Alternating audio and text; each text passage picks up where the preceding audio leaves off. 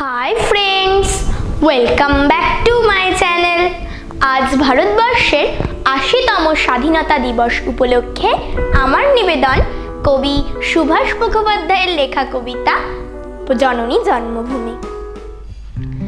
আমি ভীষণ ভালোবাসতাম আমার মাকে, কখনো মুখ ফুটে বলিনি।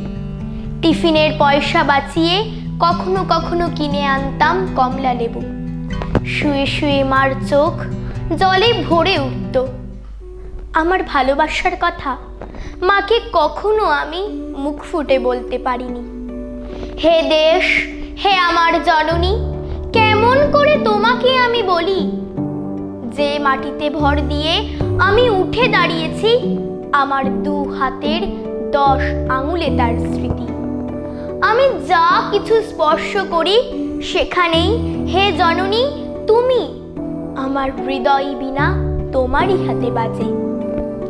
হে জননী, আমরা ভয় পাইনি। যারা তোমার মাটিতে নিষ্ঠুর থাবা বাড়িয়েছে, আমরা তাদের ঘাড় ধরে সীমান্ত পার করে দেব। আমরা জীবনকে নিজের মতো করে সাজাচ্ছিলাম, আমরা সাজাতে থাকব। হে জননী, আমরা ভয় পাইনি।